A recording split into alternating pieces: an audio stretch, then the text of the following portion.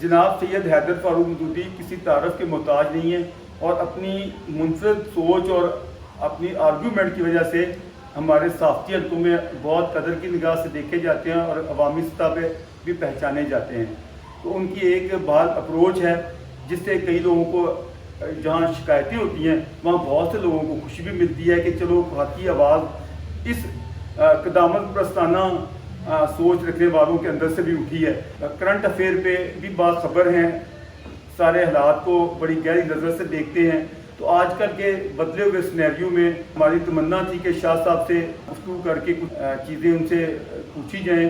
وہ کہ پہلے بھی ہم نے پاک انڈیا ریلیشن کے حوالے سے شاہ جی سے گفتگو کی تھی. فی الحال جو آج کل حالات چل رہے ہیں ان کے بارے میں شاہ جی آپ کو زحمت دینی ہے کہ آج جو خاص طور پہ جوڈیشری نے جو رول ادا کیا ہے ان دنوں, سب سے پہلے تو میں چاہوں گا کہ آپ تھوڑا اس پہ اظہار خیال فرمائیں, پھر اس کے بعد ہماری جو آج توڑ پھوڑ ہوئی اس کے بعد میں آتے ہیں, پہلے اس پہ آئیں. آپ نے جس چیز کی طرف نشاندہی کی ہے میں اس سلسلے میں صرف ایک کی بات کروں گا کہ اس ملک کو تباہ کرنے میں اس جوڈیشری نے جو کردار ادا کیا ہے اس کے بعد اس پر مزید کوئی تبصرہ کرنے کی ضرورت نہیں ہے کہ منیر نے جس چیز کی بنیاد ڈالی تھی آج اسی چیز کو آگے بڑھاتے ہوئے بندیال صاحب نے جس طرح سے جانبداری اور جس طرح سے اس عدلیہ کو تباہ کرنے میں جو کردار ادا کیا ہے اس کے بعد کیا رہ جاتا ہے, معاف کیجیے گا.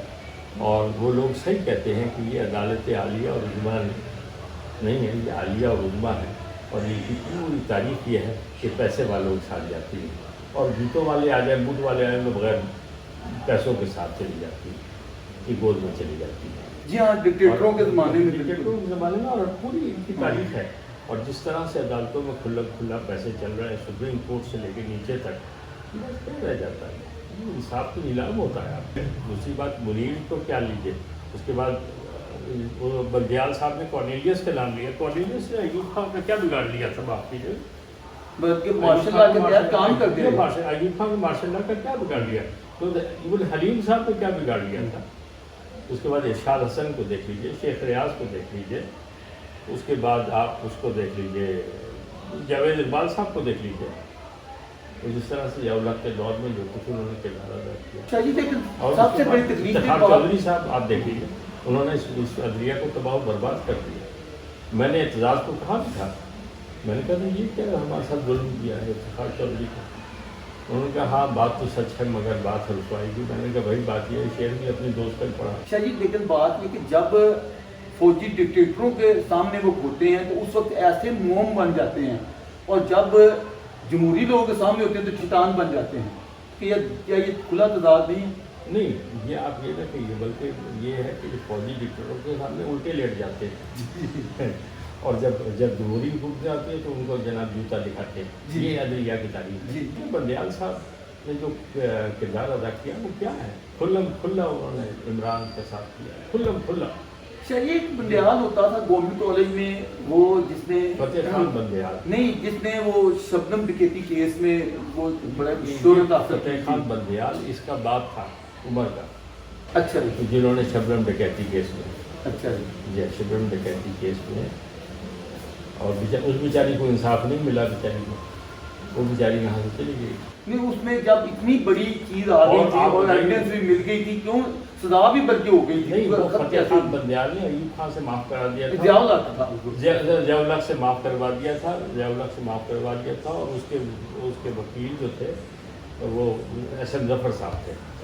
یہ جو فتح بندیال صاحب بتا رہے ہیں آپ, ان کی کیا ہسٹری ہے؟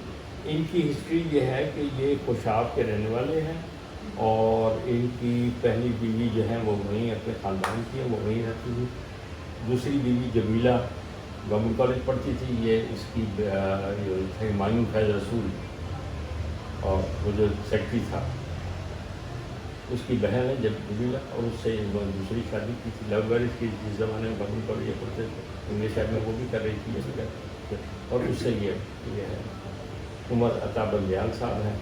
اور ان کے جو لاہور کا کور کمانڈر ہے یہ ان کے سگے ماموں کا داماد تھا, اور اس نے گیٹ کھول کر دہشت گردوں کو اندر بلایا اور گورنر ہاؤس کو آگے لگوایا, اس کے کور کمانڈر ہاؤس کو آگے. ابھی جو جی یہ کور کمانڈر جو تھا یہ بھی کوئی ان کا عزیز ہے. یہ کور کمانڈر جو ہے یہ سلمان جو یہ سلمان جو ہے سلمان اس کے ماموں کا داماد ہے. اچھا اچھا اس سگے ماموں کا داماد. اچھا اچھا اچھا. اور اس نے گیٹ کھول کے ان کو بلوایا ہے, کیا نام ہے, یاسمین اور ان سب کو, یاسمین راشد وغیرہ, اور ان کو اشارہ کر کے باقی پلاننگ کر کے وہ اندر بلا کے آگ لگوائی. اس کا مطلب تو یہ اس کی جوڈیشری کہاں تک جاتی ہے, کڑیاں کہاں تک مل رہی ہے. اس کا کورٹ مارشل ہونا چاہیے. یعنی کسی کی ضرورت ہے کہ کورٹ مارشل. ویسے کتنا یقین یعنی شاہ جی اس بندے نے جو رول ادا کیا کور کمانڈر کا ایک عزت ہم سمجھتے تھے, لیکن تب سے مجھے ایسے لگا کہ جیسے کور کمانڈر تو گٹیا یہ پوری پلاننگ کر کے یہ کروایا گیا ہے. گورنر ہاؤس اس کو کور کمانڈر ہاؤس کو آگ لگوائی گئی, اس کے ساتھ وہ شامل تھا. سر یہ اس کے کور کمانڈر کا جو مقام اور ہے آپ اس کو اتنا دیکھیے کہ یہ جو بھٹی ہے جو اب chief justice Lahore high court ہے, اس کا داماد اس کے ہاں عمران کے ہاں بیٹھا ہوتا ہے, سب شامل ہیں. جو اس قدر ورکر بنے ہوئے ہیں وہ انصاف کیا دیجیے. سب نہیں ورکر کیا بنے ہوئے ہیں, یہ تو ان کے لیے بیٹھے ہوئے ہیں, ان کو فیسلٹی پرووائڈ کرنے کی, ان کو تمام چیزیں پرووائڈ کرنے کی. پہلی دفعہ یہ میں نے دیکھا ہے کہ پارلیمنٹ ایک قانون سازی کر رہی ہے اور جوڈیشری کہہ رہی ہے کہ آپ پارلیمنٹ قانون سازی کر, پارلیمنٹ نہیں کر رہی, کس نے کر دی ہے؟ نہیں, آپ ایک جوڈیشل آرڈر کے تحت آپ جج ہیں. جی جوڈیشل آرڈر کے تحت آپ خود تو نہیں جج بن گئے, آپ ایک جوڈیشل آرڈر کے تحت جج ہیں. آپ کیسے یہ سب باتیں کر سکتے ہیں اور یہ پارٹی بازی کر سکتے ہیں سپریم کورٹ میں بیٹھ کے. اچھا پھر آپ دیکھیے کہ یہ منیب اور اعجاز الحسن سارا بینچ, وہ یہ تین آدمی. اچھا منیب کو جس طرح سے لایا گیا, منیب کون ہے؟ منیب چودھری محمد علی کا پوتا ہے.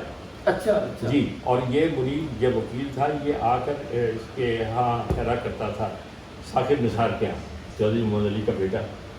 وہ خالد انور سیکٹری وہ بنایا, سیکٹری لا بنوایا. جی جی.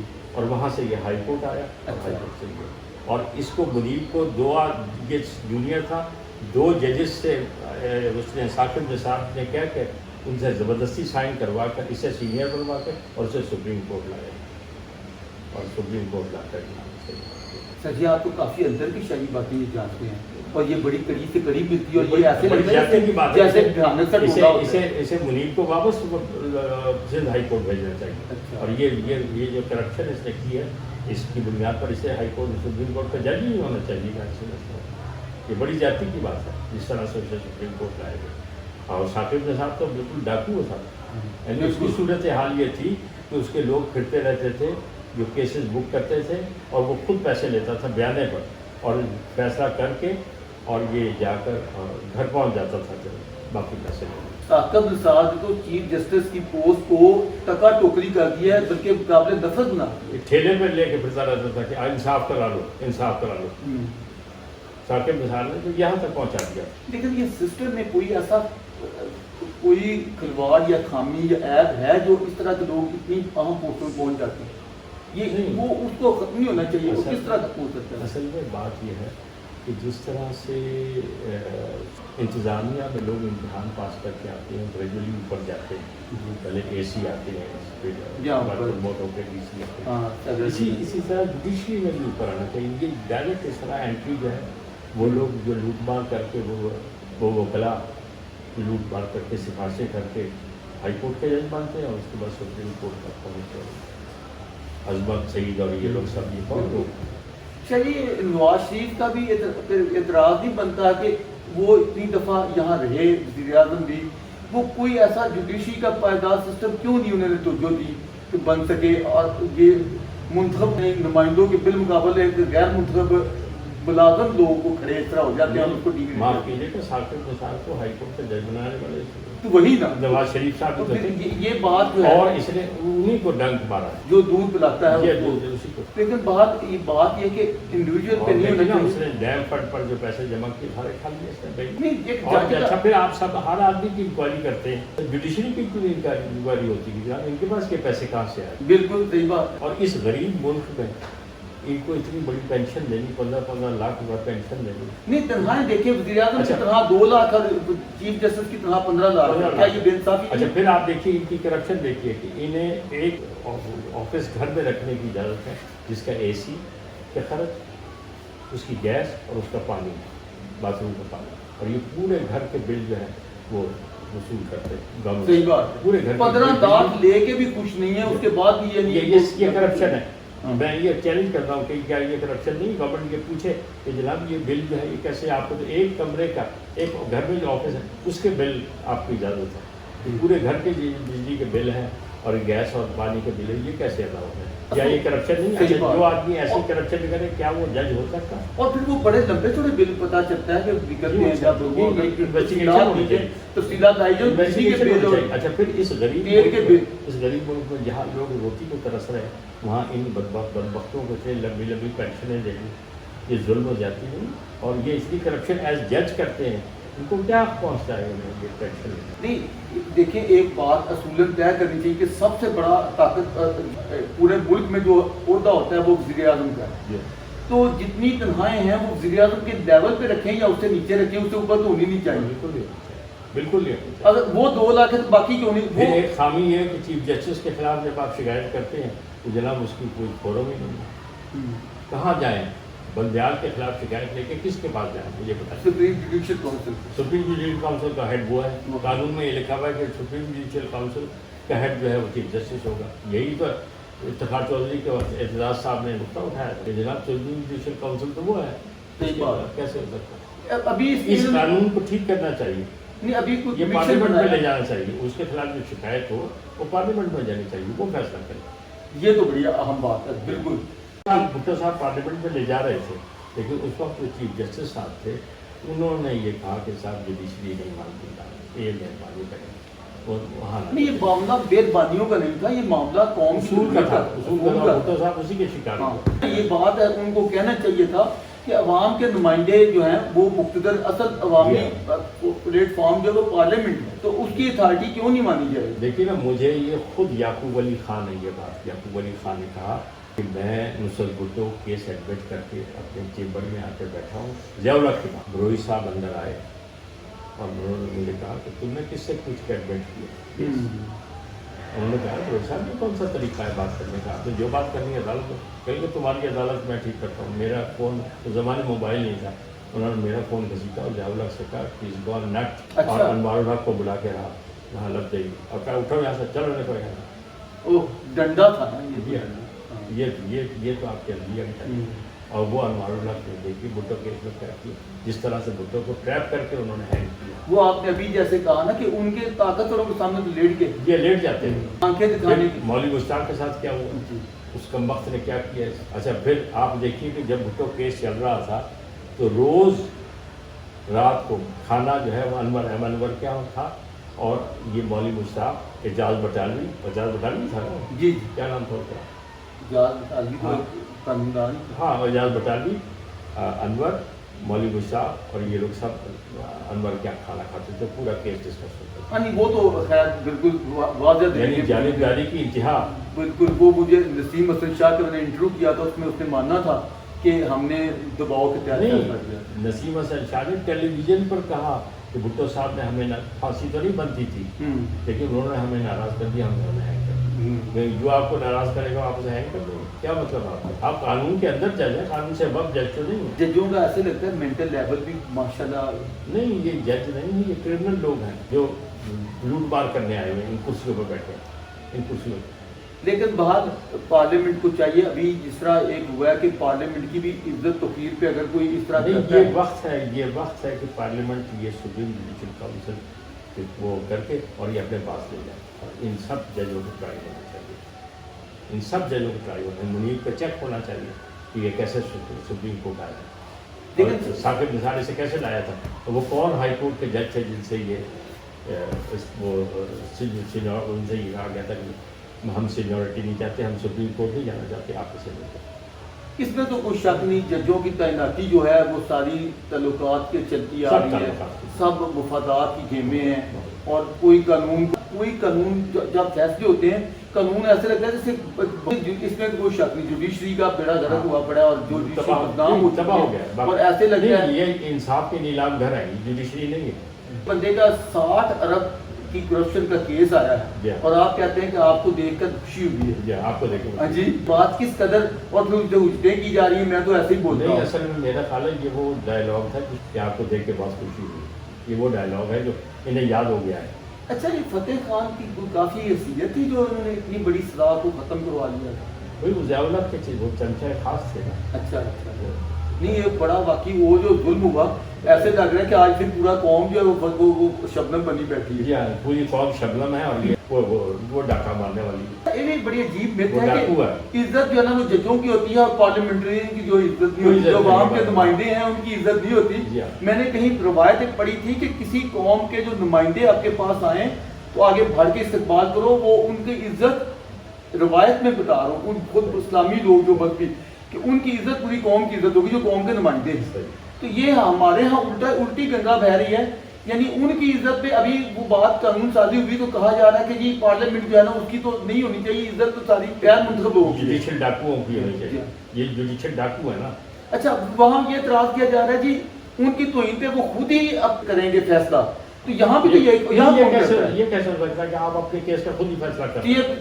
یہ جو ہماری جوڈیشری کا ہے جس کی ہوتی ہے وہ خود ہی نہیں کر رہے ہوتے، خود ہی کر رہے ہیں، یعنی کنٹیمپٹ خود اب سپریم کورٹ کا اگر کنٹیمپٹ کسی پہ لگتا ہے تو بتائیں اس کے شاید یہ اپیل کے بیچارہ کہاں جائے، اپیل بھی کوئی نہیں ہے، کیا کم از کم اس کی جس سے پری کی کونسل ہوتی تھی تو اس کے خلاف پارلیمنٹ میں اپیل نہیں ہونی چاہیے۔ اگر کسی کو یہ صلاح دیتے ہیں تو ان کے معاملے پہ تو اس کی ایک سنوائی کے لیے پارلیمنٹ کی کمیٹی ہونی چاہیے۔ بھٹو کیس کی متعدد بار یہ پارلیمنٹ میں ہی بات ہو چکی ہے کہ یہاں ری ٹرائی ہونا چاہیے، اور جن لوگوں نے یہ فیصلہ پڑی ہوئی اپیل، جن لوگوں نے غلط فیصلہ کیا ان کی قبریں کھود کے ان کے ڈھانچوں کو پھانسی دینی چاہیے، بلکہ اس کے خلاف بندیال کے خلاف بھی یہ کیس چلنا چاہیے اور اسے ریموو کر کے اس کے جوتوں کا ہار اس کے گلے میں ڈال کے اور اس کا جلوس نکالنا چاہیے بدماش کا۔ شاہ جی، آپ کو معلوم ہے ابھی کوئی کمیشن بنایا ہے انہوں نے قاضی فائز صاحب کی سربراہی میں، جس میں ہائی کورٹ 2 کے ججز بھی ہیں، کہ جو آڈیو بیس لوگ بھی ہیں ان کی پڑتال کرے۔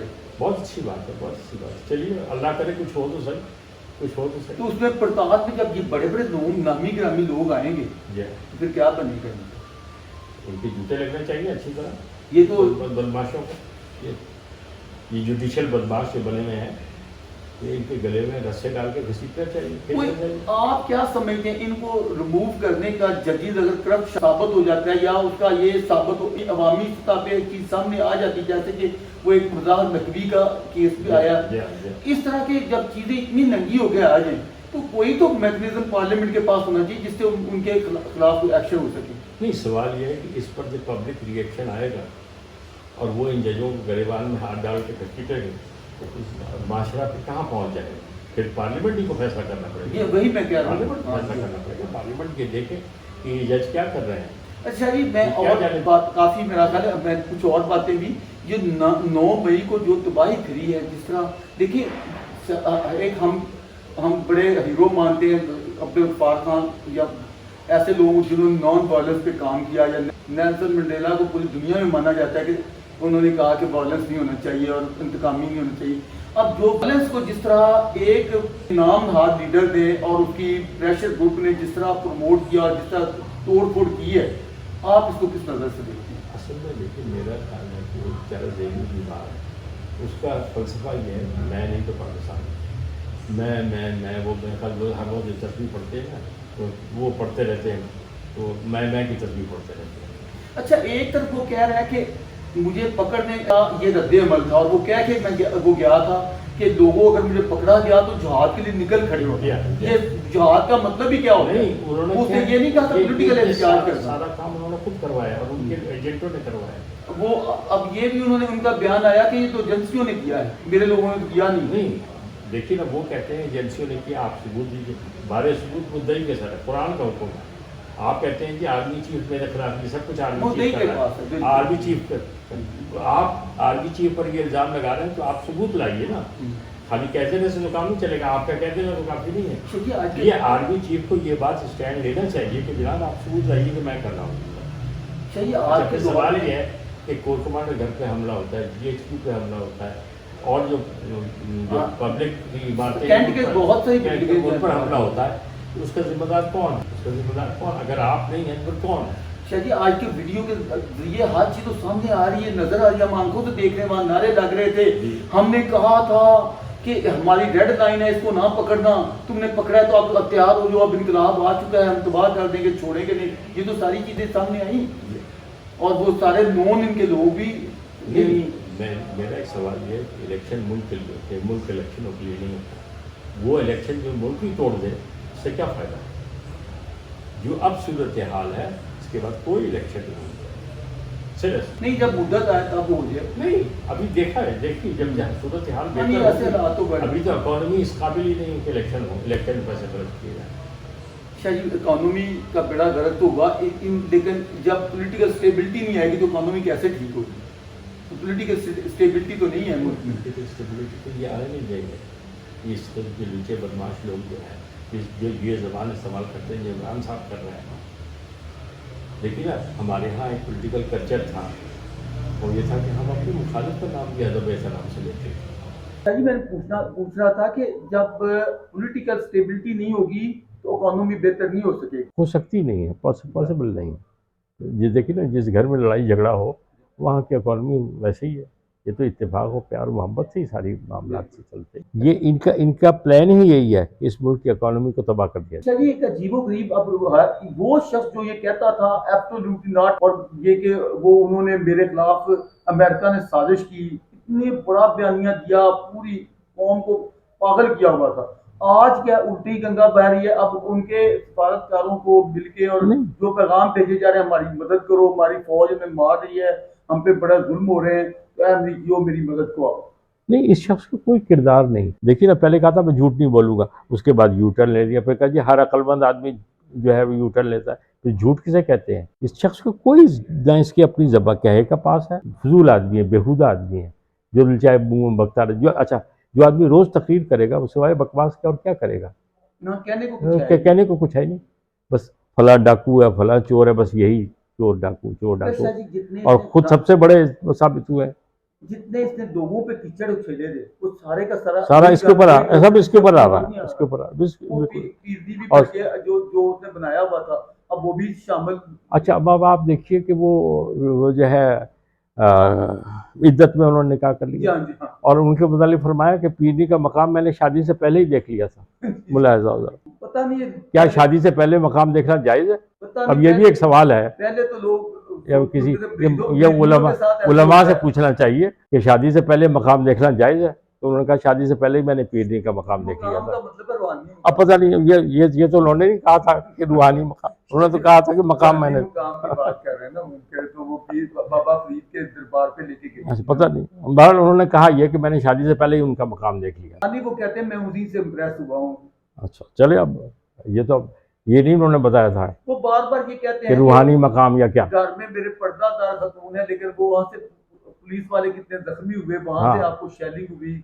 और नहीं, अगर घर में पर्दादार खातून थी तो आपका इनसे कैसे राब्ता हुआ था? पर्देदार गैर महरम तो ये थे हाँ, ना जब ये हाँ। उनके पास गए थे, और आप पर्दादार खातून के साथ उम्रा करने आगे थे, अब पीछे वो था, तो निकाह हो चुका था ना। वो था क्या नाम इनके, जो साहब खामन, वो पीछे जा रहे थे। वो ठीक है, वो तो खामन हाँ। नहीं रहा था, लेकिन ये खामन थे जब वो गए थे। मैं तो उससे पहले की कर रहा हूँ, जब ये जाते थे, जब उन्होंने देखा था तब ये गैर महरम के तौर पे गए। क्या ऐसे शख्स को और ऐसी पार्टी को इलेक्शन में हिस्सा लेने की इजाज़त होनी चाहिए? हाँ बिल्कुल, क्या उसको पाकिस्तान तबाह करने की इजाज़त होनी चाहिए? ये सवाल है। बिल्कुल सही बात। क्या ऐसी, आप क्या बताएं, मेरे व्यू में तो नहीं है, बल्कि आप बोले जरा इस पे कि जो तशद्दुद को प्रमोट करे और तशद्दुद के जरिए हर चीज़ मनवानी चाहे, ऐसे ग्रुप को पॉलिटिकल तो कहीं नहीं जा सकता। मैंने पहले भी कहा आपसे कि इलेक्शन मुल्क के लिए होते हैं, मुल्क इलेक्शनों के लिए होते हैं। तो अब इस ग्रुप का जो तशद्दुद पे यकीन रखता है और उसका जो लीडर है, जो जिसमें जर्मनी की स्मेल आती है, तो आप इसका फ्यूचर क्या देखते हैं? कुछ भी नहीं है, कि जो बुलडोज़र से टकराएगा वो पाश हो जाएगा। खुद उन्होंने चॉइस है उनकी बुलडोजर टकराना, वो कहते हैं हमने उनसे कहें ठीक है, बहुत अच्छी बात है, आप बुलडोज़र से टकराएं, اور یہ اب آرمی چیف کی ذمہ داری ہے، الٹیمیٹ ذمہ داری تو آرمی چیف کی ہے. نہیں، خوف کا بت انہوں نے توڑ دیا ہے نا. نہیں، اس ملک کی انٹرنل سیکیورٹی جو ہے فوج کی ذمہ داری ہے، فوج کی ذمہ داری. چلیے، ہم thankful میں بھی آپ کا بہت شکر گزار ہوں، آپ کو بہت شکر گزار ہوں. بہت